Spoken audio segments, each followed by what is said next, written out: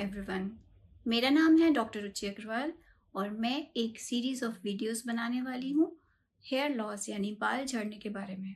इसमें मैं अलग अलग कारणों के बारे में बात करूँगी और उनके क्या उपचार हैं, क्या ट्रीटमेंट ऑप्शंस हैं, उसके बारे में भी डिस्कस करूँगी। पर मैं मानती हूँ कि एबनॉर्मल से पहले हमें नॉर्मल के बारे में बात कर लेना चाहिए, क्योंकि कई बार कुछ लोग नॉर्मल हेयर लॉस को ही एबनॉर्मल समझ के परेशान होने लगते हैं। तो सबसे पहले जानते हैं कि एक नॉर्मल एवरेज स्कैल्प में कितने बाल होते हैं। तो जब एक बच्चा पैदा होता है, उसके सर पे सारे हेयर फॉलिकल्स पहले से बने हुए होते हैं और लगभग 1 लाख हेयर फॉलिकल्स हमारे सर में होना एक नॉर्मल माना जाता है। तो इसमें से जो 1 लाख हेयर फॉलिकल्स हैं, यूजुअली अगर कोई परेशानी ना हो, कोई बीमारी ना हो, तो ये हमारे सर पे 1 लाख ही बने रहते हैं। ओल्ड एज तक धीरे धीरे हो सकता है किसी कारण से वो कम हो जाएं, पर 1 lakh is the normal average number that we expect on one person scalp. तो अब इन 1 लाख बालों में सारे के सारे बाल हमेशा ग्रो नहीं करते रहते, इनकी एक साइकिल चलती रहती है। तो उसमें से कुछ बाल हैं जो आपके ग्रोथ फेज में होते हैं, कुछ बाल हैं जो रेस्टिंग फेज में होते हैं, कुछ बाल हैं जो शेड हो रहे होते हैं। तो इसीलिए कुछ बाल नॉर्मली भी शेड होते हैं। तो लगभग 90% बाल यानी कि 90% बाल हमारे सर में एक वक्त पे ग्रोथ फेज में होते हैं। जो एक ग्रोथ फेज के बाल हैं, इनको एनाजन हेयर भी कहते हैं, और जो इनकी रूट्स होती हैं वो हमारी काफ़ी डीप होती हैं। हमारी स्किन में एपिडर्मिस, फिर डर्मिस, फिर उसके नीचे जो सबक्यूटेनियस टिश्यू होता है, वहाँ तक इसकी रूट्स पहुँच रही होती हैं। और इन रूट्स में जो है आपका प्रॉपर ब्लड सप्लाई होता है, इनको प्रॉपर न्यूट्रिशन और ऑक्सीजन मिल रहा होता है, और ये बाल क्योंकि ग्रोथ फेज के हैं, ये ग्रो कर रहे होते हैं। नॉर्मली 1 महीने में लगभग 1 सेंटीमीटर एक बाल ग्रो करता है। तो ये जो एनाजन फेज है या ग्रोथ फेज है, इसकी जो लेंथ होती है हमारे सर में लगभग 3 साल होती है, पर कुछ लोगों में ये 2 साल भी हो सकती है और कुछ लोगों में ये 5 से 6 साल भी हो सकती है। तो आपके सर में एनाजन की क्या लेंथ है, उस पर डिपेंड करता है कि आपके बाल कितने लंबे हो सकते हैं, क्योंकि कुछ लोगों के बाल यहीं तक बढ़ते हैं और कुछ लोग के बाल घुटनों तक हो जाते हैं। तो उनकी एनाजन कैसी है वो उनके बॉडी सिस्टम पे डिपेंड करता है, जिसको हम चेंज नहीं कर सकते। तो अब हम आते हैं सेकेंड फेज पे, जो बालों की साइकिल की सेकेंड फेज है, उसका नाम है कैटाजन।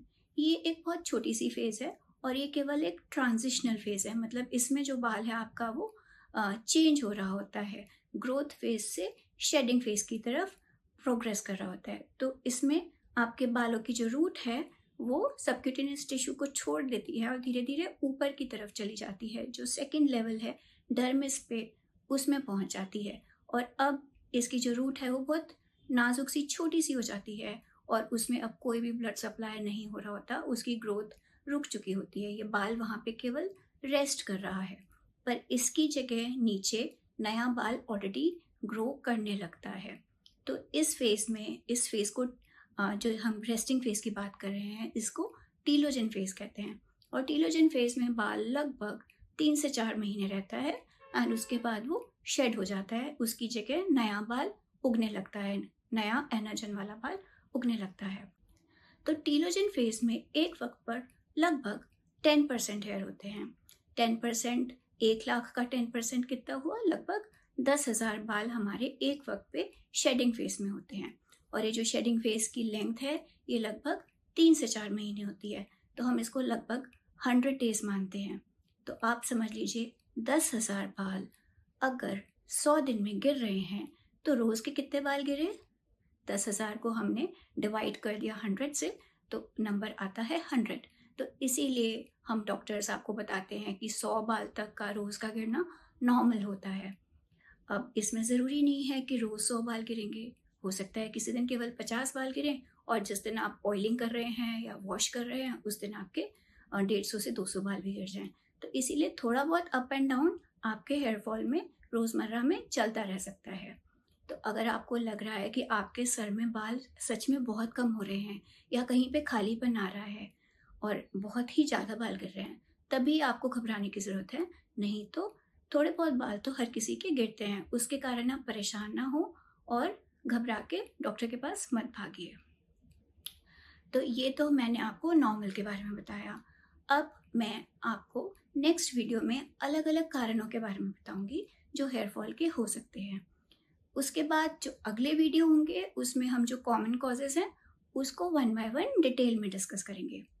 अगर आपको भी कोई हेयर लॉस की समस्या है और आप चाहते हो कि मैं आपके particular kind of hair loss को डिस्कस करूं, तो आप प्लीज़ मुझे कमेंट्स में ज़रूर लिख के भेजना। और आपके अगर किसी फ्रेंड को भी हेयर लॉस की समस्या है और आपको लगता है कि वो इन वीडियोस से फ़ायदा उठा सकते हैं, तो प्लीज़ आप हमारा चैनल उनके साथ ज़रूर शेयर करें। Thank you for watching, and till then keep telling yourself I love my self.